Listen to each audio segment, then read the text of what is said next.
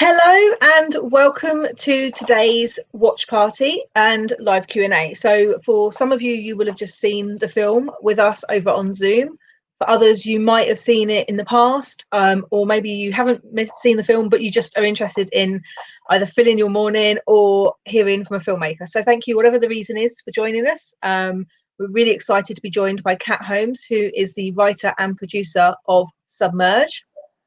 For those of you who have joined and haven't necessarily seen the film just now, we are going to show the trailer. So we'll start off by showing the trailer, and then you can get an idea about what the film is that we will be discussing today.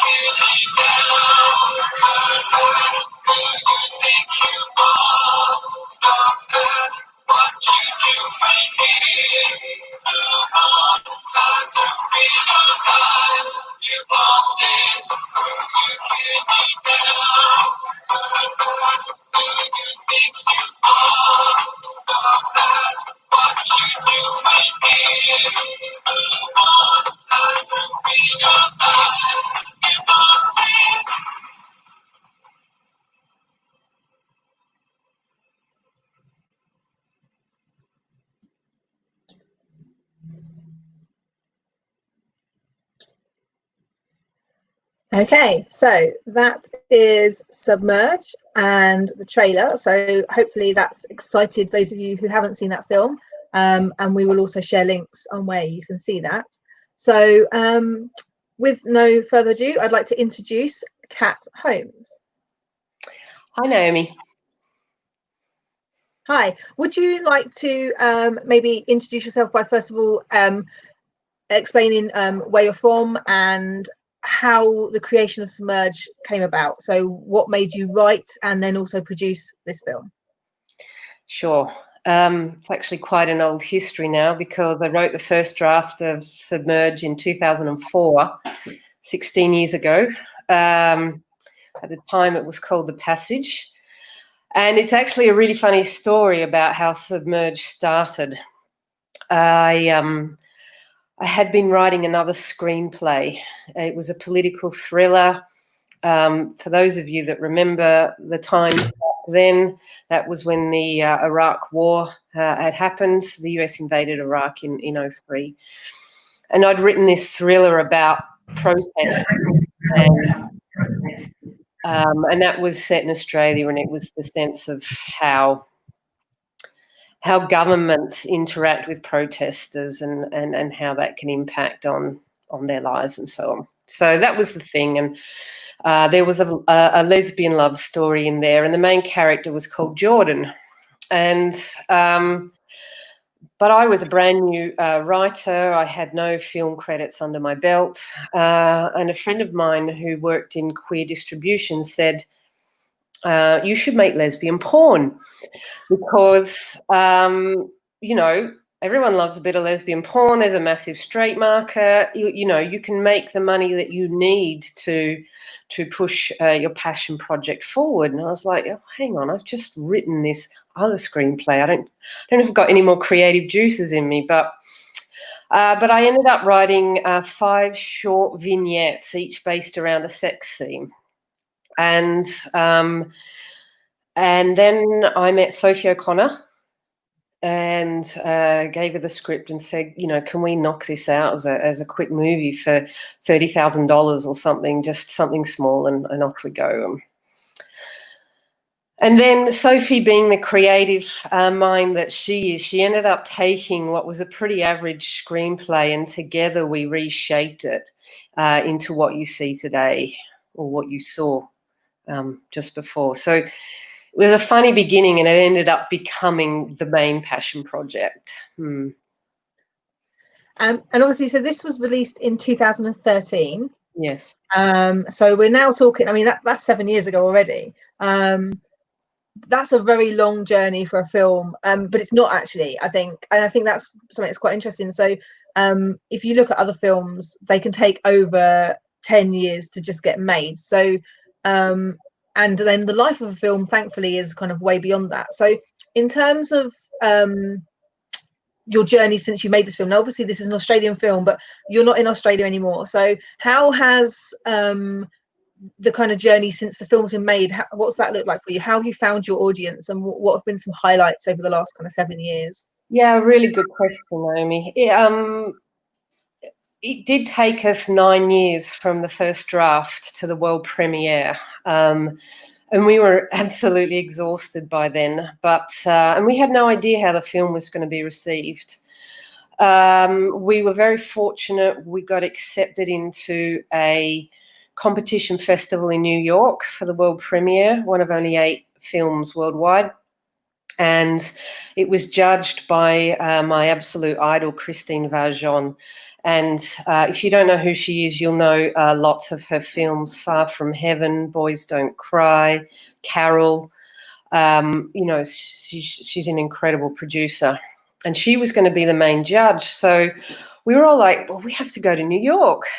We can't miss this. So myself, Sophie, Lily Hall, the lead actress, extraordinary performance, Kevin D, who plays Lucas, we all went to New York and saw that world premiere. And it was a really wonderful start for the journey of the film.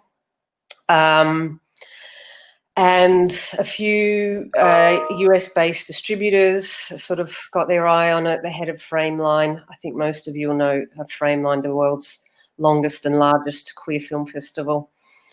And at the same time, London accepted it. It used to be called, what's now called BFI Flair. Yeah. So it was only 2 weeks later. So we thought, okay, we'll all pop over to London, use the last of the credit on our credit cards to do that. And then 10 days after that, we had the Australian premiere. It was the closing night film at MQFF. So within the space of a month, there was this incredible, you know, feeling, all of our hard work, all of the $60,000 I'd stuck on my credit cards or whatever to get it made. Started off really, really well. And I was still working in the corporate world at the time to pay the rent. But after that premiere, I thought I need to really invest in the distribution of this film. So I quit my job. Wow.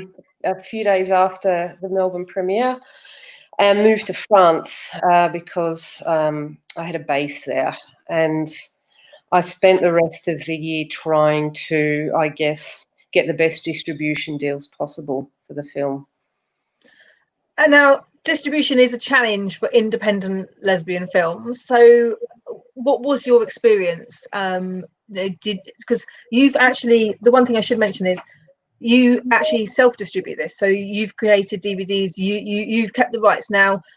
So I'd like to know, kind of like, share with the audience, like, you know, what was that? How long did you spend looking for a distributor, and why did you decide to keep it and do it yourself? Because I speak to filmmakers every day who still have this challenge, and it's like after 10, 15, 20, 30 years, filmmakers still seem to not really know which is the best option and assume having the same conversation. So can you share a bit of what your kind of experience was? Sure. The challenge will just be limiting this topic to a few minutes.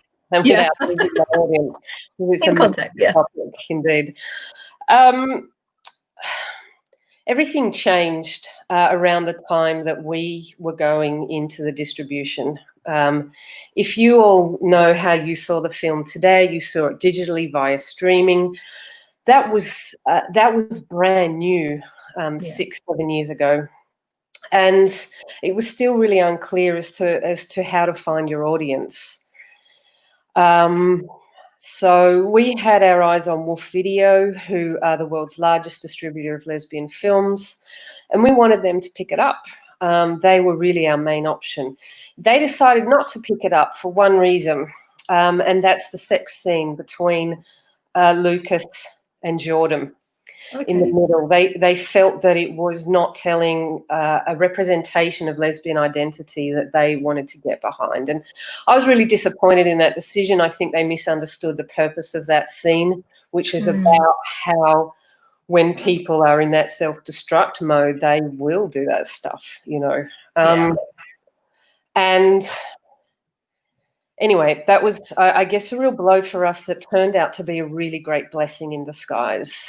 Okay, good. So in some ways, once they did that, we lost a bit interest from others who tend to follow Wolf's lead. So that distribution option ended up being closed to us, and self-distribution what was left. The reason why it was a blessing in disguise is because in retaining the distribution rights, we retained all the profits, almost all the profits. Whereas if you do sign up to a distributor, you get a fairly fixed fee with some kind of stuff on bonuses on top for you know, sales targets met. And in the end, we've made, from what I can tell, quite a lot more money from retaining the rights and self-distributing. Okay. That's brilliant. Well, actually, so we've got a couple of comments come in. Jackie has just asked, where in Australia was the film set? For those of us who haven't been there and aren't there and want to go, where should we be heading? A proudly Melbourne film is Submerge. The pool scenes were shot at MSAC, which is where the Commonwealth Games were in, gosh, I can't remember what year, 1 year. And there's a few sort of Swinburne University is the place where we shot the university scenes and so on. Those who are from Melbourne would probably recognise things like the trains and the laneways and so on. Excellent. And then, so interesting question as well. Janice has asked, was any part of this film based on personal experience? I've had that question before. My answer has changed over the years as I've got to know myself better. I would have to say the tendency to self-destruct when there are too many choices and the pressure gets too high is definitely a personal trait that I no longer have, but did in the past. And I think wanting it all and feeling like you can have it all and trying to please everyone and in the end pleasing nobody is also a personal trait. The fetish community stuff, I had no prior exposure or experience with, but I did come to be a part of that community for the duration of the film, and I found it to be the most welcoming, no attitude, no ego community I've ever been associated with. That was a really interesting experience for me. Swimming, no. I used to be an elite amateur athlete as a teenager, but it wasn't swimming. So what made you choose swimming as a kind of main theme then? That was Sophie's choice, and I fought her for about 3 weeks on it. And it's like, oh, you're swimming, boring. But in the end, she explained the artistic. Well, firstly, she used to be an elite amateur swimmer by coincidence, and then she explained the artistic aesthetic that she was trying to go for with water. Yeah, which is beautiful. Yeah. Yeah, and she sold me on it. And it was funny because Lily Hall had been taking tennis lessons, for which we'd paid for months, getting her up to be, a solid tennis player. And at the same time, the L Word came out, and it had that character. It had tennis. Yeah, so I can't do that. So, yeah. And so I think it's interesting because the common themes I hear at the moment are that women are looking for films that aren't just a lesbian storyline, they are a bigger story. They show us, but you know, there's an interesting story. Now, in that sense, it's really interesting because I feel like that's what you did back in 2013. You're right, this film is not just a lesbian storyline. It's something I think we can all identify with, because I think when you are younger, you do kind of, it's things we all do. The pressure is there. You don't really know what you want to do. You're easily persuaded by others. And I think that's what makes this film kind of really deep and interesting. And even if you weren't a swimmer, you probably had a passion or a hobby you were really in depth with. And even if you weren't that kind of self-destructive in that particular way, that we all have our kind of vices or our things, or the ways. So I just feel like it's very deep, very layered, and it really does show those kind of challenges that when you put kind of life on top of your sexuality, it can be a lot to manage. And just even if it's not about your sexual orientation, just kind of working out who you are and what you want is a really kind of tough time. So I think that's why this film really kind of it should have such a big, wide audience, because it is so kind of broad. I also love the fact that it's 2013 that was released, obviously a long time making it. It doesn't feel dated at all, which I think is a really good thing for a film. So that's kind of something I really wanted to mention. I think is a great kind of it should mean that you can stand another 10-15 years easily and it won't feel like it is an old film. It will be new for new audiences. We've got another question. Janice has asked, do you have any plans to write and produce more lesbian films? And if so, are there any particular actors you'd like to star in them? Ooh, that's a big question. While I think of the answer to that, the second piece, Yep. I will respond to your comment about audiences. We wanted this film to go mainstream. We applied for Sundance, and we didn't make it. And at the time, our marketing plan had the queer market as only one of 4 target markets. Yeah, and you're absolutely right. I think the fact that it's still bringing in revenue on iTunes or wherever shows that that there are audiences beyond the queer one. Although in the end, we decided to market to a queer film. Yeah. So, Janice, I don't have any concrete plans. If I'm perfectly honest and transparent, to give you an idea of what making films is like, I lost 100,000 Australian dollars on this film, despite it being very successful. And it's taken me 5 years to pay that debt off. So I decided in 2016 to put my film career on ice. I did move to the UK in 2014. And I made a couple of short films, one, in fact, with Naomi, producing or co-producing, called She's in London, a web series, and a short film with Jake Graff, a trans film. And that was called Dawn. So feel free to try and have a look and see if Dawn's available. I'm not sure it is available publicly, but it was at one point on a couple of platforms, but I'm not sure. We can look it up and I can share that. And She's in London isn't publicly available anymore, unfortunately. Okay. So I guess, Janice, I turned back to being a passionate viewer of film and TV, which I've always been, but I'm not opposed to it. And people do ask me, and everything I learned perfectly positions me to do it again and do it better. But I wouldn't risk all of my own funds anymore. So I think if there was a topic and a theme that someone approached me to produce, I would. And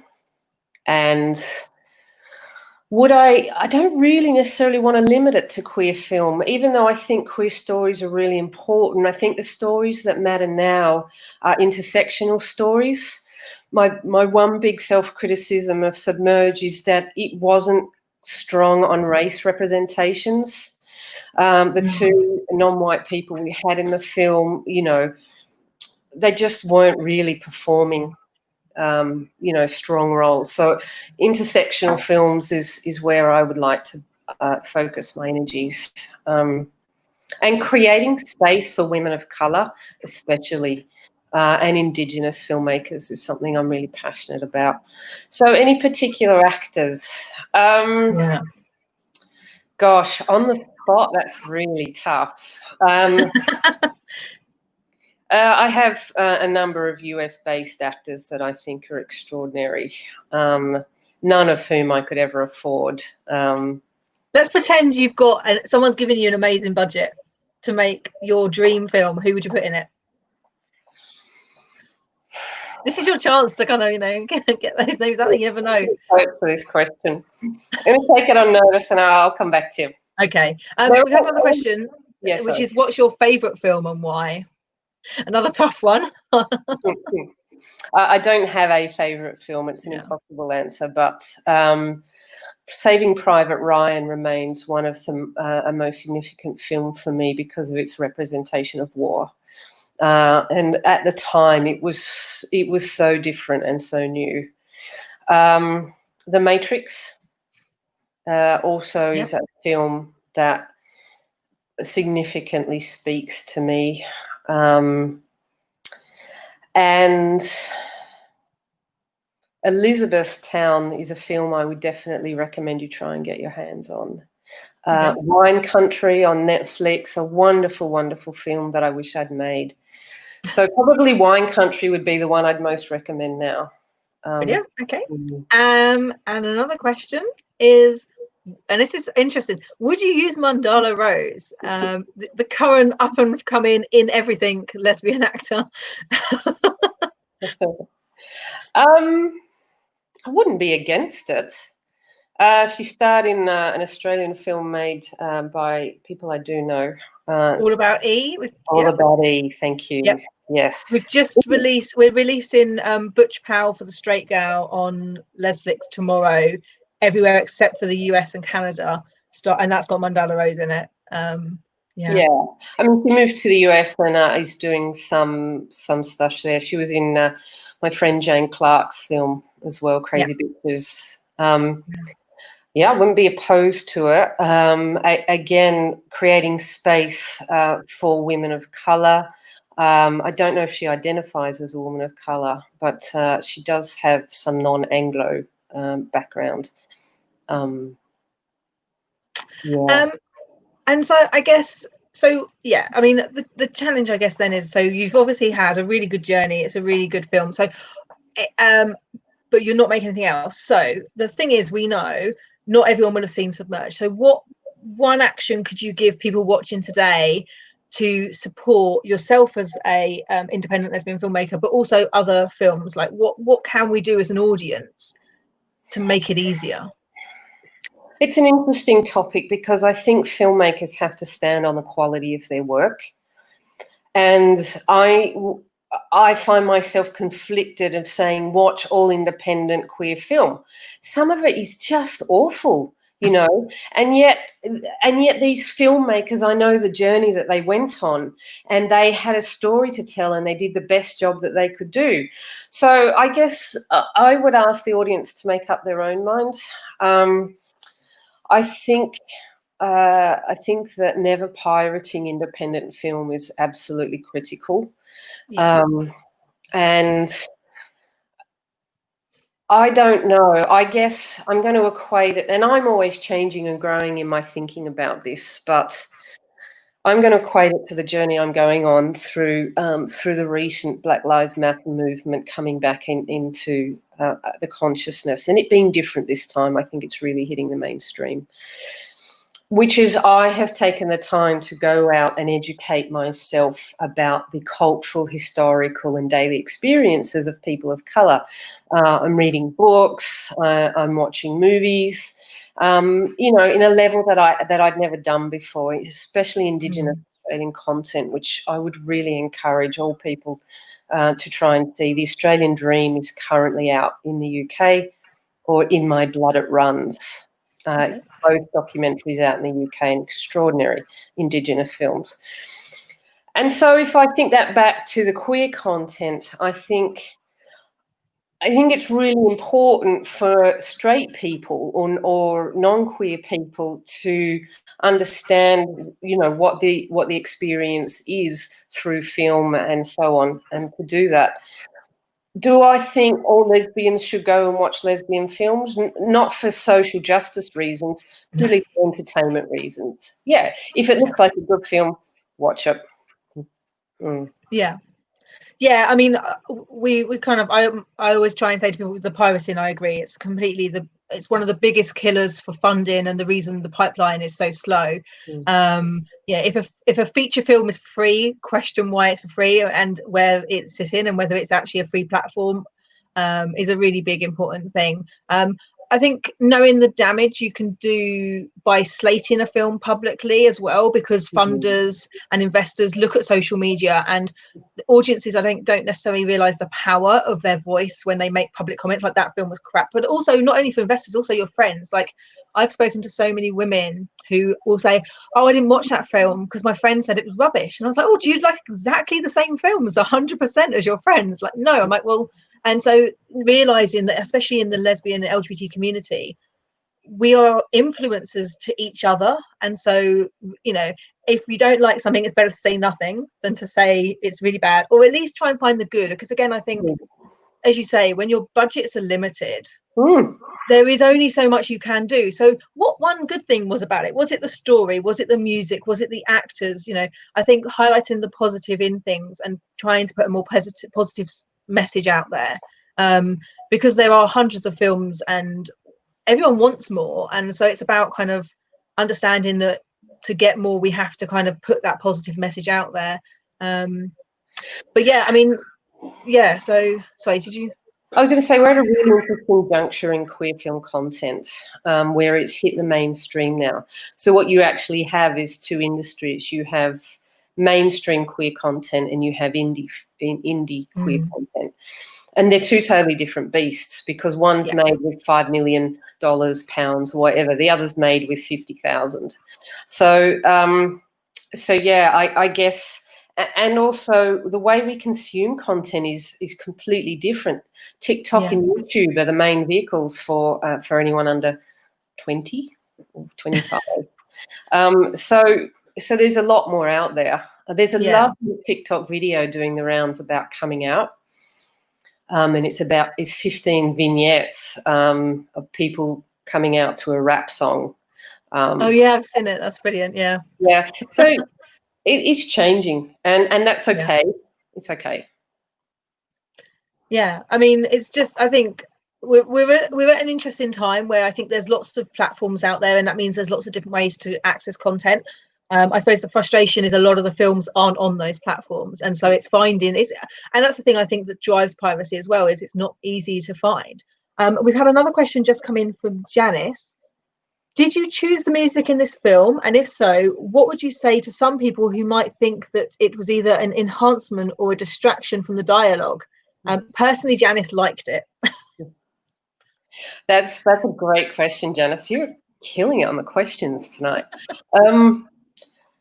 So we hired a music supervisor, and we gave him a budget, $20,000, which is nothing. And he chose all the content, and in concert with the director. In fact, we released the music as a separate soundtrack. I don't know if it's still available. If it is, I think it's only available in Australia.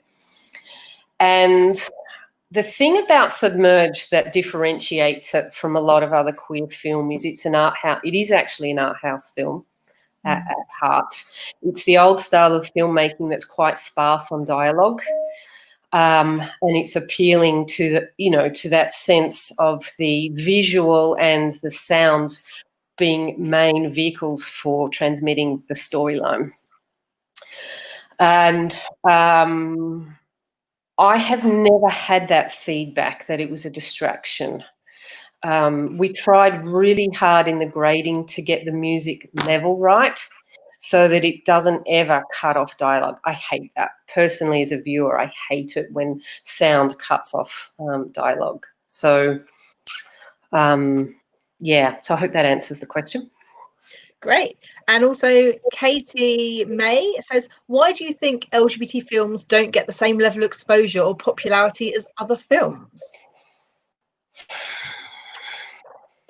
Shall I start on this while you think about it? Yeah, do it, Naomi. Yeah, so there's a couple of things. I mean, I've been looking at, for example, UK cinema stats, and the majority of lesbian films are rom-coms, and the smallest market for space in cinemas is rom-coms. So we're trying to create a lot of films in the smallest market. The biggest market is superhero films, which we don't have the budget to make a lesbian superhero film. So there's a little bit of that. It's also about the audience. We're seen as a niche audience. We're not seen as a pay-in audience, so people aren't funding them. So if you, and then a distributor will only pick up a film that they think they're going to make money on, which means they think they need to know there's a big audience. And unfortunately, at the moment, a lesbian audience is not seen. If you ask a distributor, that they don't know how to find us, and that's one of the reasons we launched Lesflix, was we realized that we need more visibility. We need to help distributors find you as an audience. So that's the experience I've had from kind of in the last year of kind of looking at this really and talking to distributors, talking to cinemas, and also to filmmakers. But yeah, Kat, your experience? You've made bang on two really important points there. I guess a couple of controversial points. The first is around the perception of lesbian audiences as opposed to the gay and the B and the T. Is the director of Melbourne Queer Film Festival for many years when asked why she didn't program more lesbian content, said they don't get the numbers, the seats that the gay male films do. And that has been an ongoing problem for festival organisers to get lesbians to fork out the money for it. And I don't know if anyone's got the answer to that. There is this whole thing about how gay men have much higher incomes than lesbians, and I don't know where we're at with that, because everything's changing with LGBT demographics. I think the other reason is fragmentation of information. It's extremely fragmented now. Before, there used to be, a couple of magazines. There's Lottle in Australia, Diva in the UK, Curve in the US. And whilst they're still around, the audiences, I think, for them have dropped so much because young lesbians don't necessarily know these things because all information is fragmented now. Yeah. Sorry. Yeah, I mean, that's what I've experienced is, and it's interesting. So we did some film clubs last year because one of the big things is every time a cinema shows a lesbian film and seats remain empty, it reinforces the message that there's no paying audience because the seats are there not being filled. So we really prioritised last year of every time we found a lesbian film showing in London, grabbed the women, took them along, filled the seats and reported back, because we're like, well, the only way to just change this. But it's interesting because the feedback, when I asked these women, had you heard of the film? No. Would you have gone to see this film if you didn't come with us? No. Why not? Well, I didn't know it was screening. I didn't know the film existed. So the fragmented information is a big issue. But it's interesting because in the first 9 months of running Lesflix in 2019, we ran 34 events, supported 74 lesbian, bi, queer, short and feature films, and we filled 830 seats. So if you can connect the audience with the films, we can change that.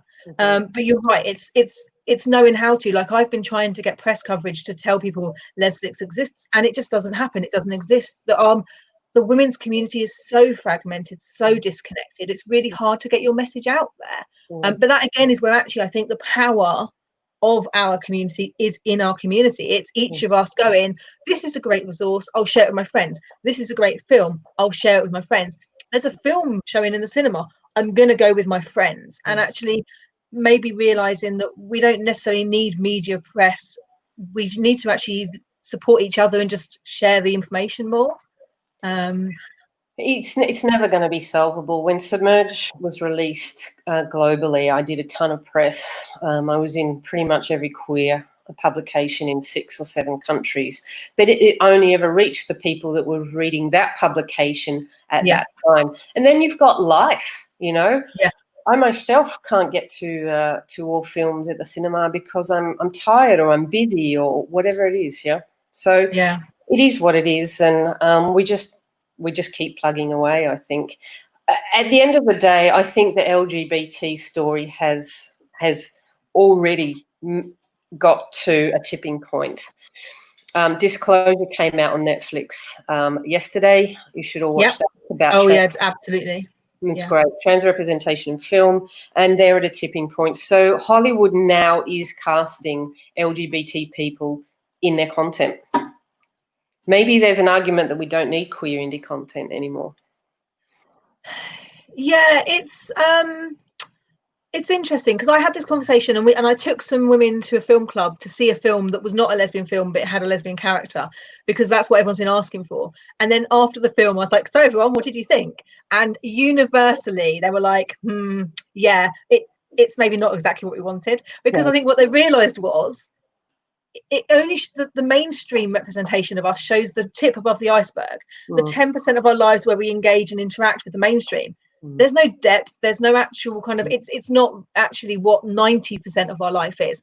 And so I think it was interesting, that realization that actually, yes, I want to be seen in the mainstream and accepted, but actually I also want, and so it's about that balance of having kind of, I think it's where you get the really independent queer content made by and for 100%. You get those really meaty conversations, you get the actual experience that you've had.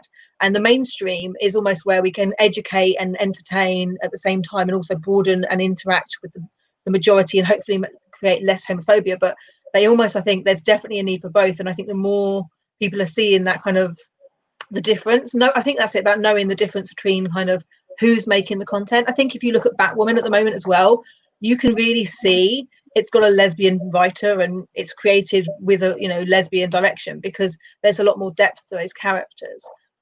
So I think it's about that balance, but we do need queer content in the mainstream, because that's how, similar with the Black Lives Matter movement, by watching things, by being entertained by them, you also get educated and you also open your minds. And a lot of the issues we have are through fear and a lack of understanding. So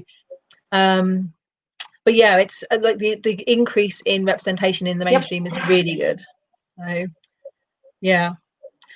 Is there anything else you'd like to share with the audience about this film, or any other films or anything? I'm going to answer the question now. Yes. Brie Larson. And as a woman of colour, I would say, there's a few. I'm sorry for killing her name. Lupita Nyong'o is incredible. And there's two, but I can think of 25 people I would be absolute. Rami Malek, he's extraordinary. So I guess not.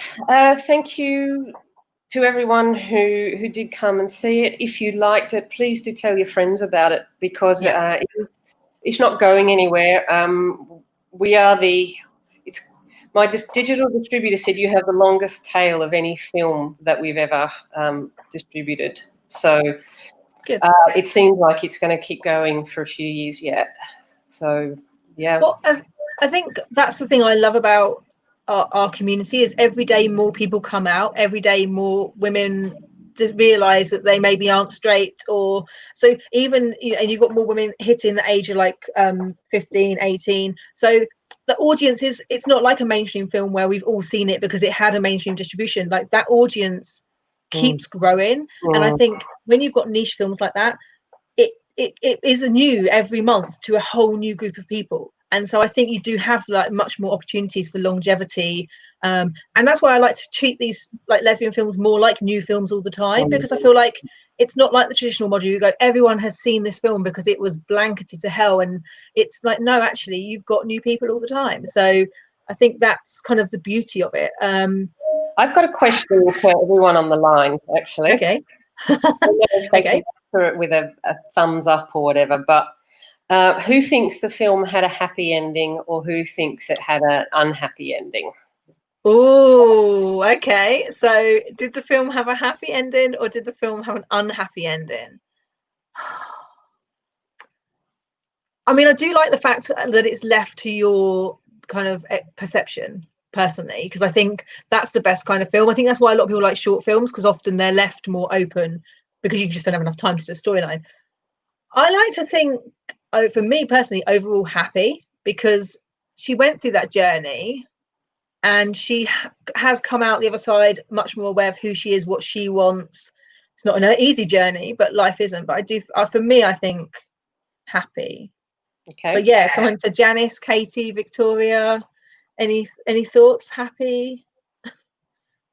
There's a little bit of a lag on the chat from where we're going out, so they might take a second to come through. But yeah, no. Thank you so much. And anyone who's watching after, add them as well, because the chat will stay on for a while. So we'd like to know if it's a happy ending or a sad ending for everyone. But Kat, thank you so much for joining us. Oh, okay. Janice has come through. Happy ending, which led room for growth. And Jackie also says happy. So yeah, interesting. So Kat, how did you write it? What are you hoping? Do you see it as a happy ending? We made that decision in the very last minute. We gave it unhappy and happy and unhappy and we actually had her ending up with Angie at the end at one point. Okay. And we decided not to do that because we felt that they did need to do their journeys of growth, and they're all absolutely right, and the reasons why they're absolutely right. It was about her breaking free from her old patterns. And so when you see her coming out of the water in that very, very last shot, she's not wearing a swimming cap. Her hair is free. She's free. Yeah. She can breathe, you know. And even Angie, you know, she started her own journey as well. So it was a happy ending, I thought. Yeah, I think you can see the difference in her in the water in that last scene. Is you can see she's actually enjoying it again. It is that point her dad made earlier on, like, I used to see that excitement, I don't see it anymore. I think you can really tell, and that's really captured really well, that you can see she's like enjoying the water again because it's not got those same constraints and pressures. So well, I mean, thank you so much everyone who's joined in, asked some great questions. Kat, thank you for joining us. Appreciate that you're not so connected to the film world anymore, and so it's really nice that you've made the time to kind of come and chat about your film to a whole new audience, and hopefully we'll help find more people, and we can carry on creating that tale for another 20 odd years to go. And let's see how far we can keep it going. Thank you so much. My echo to everyone who made the time to watch it today, and to you, Naomi. I think Lesflix is a wonderful new platform that you're creating, and you've always been so passionate about the queer female community, and I thank you for having me on. No, thank you. I'm just happy to have found something quite niche, and not niche, but like specific, so I can actually focus more energy on one thing rather than trying to do everything lesbian. It's just too much. So I'm enjoying it. But no, thank you, and thank you to everyone. Have a great rest of your day, and hopefully we'll be in touch soon with another event. And in the meantime, keep promoting and supporting lesbian film. Thanks everyone. Thanks everyone. Take care.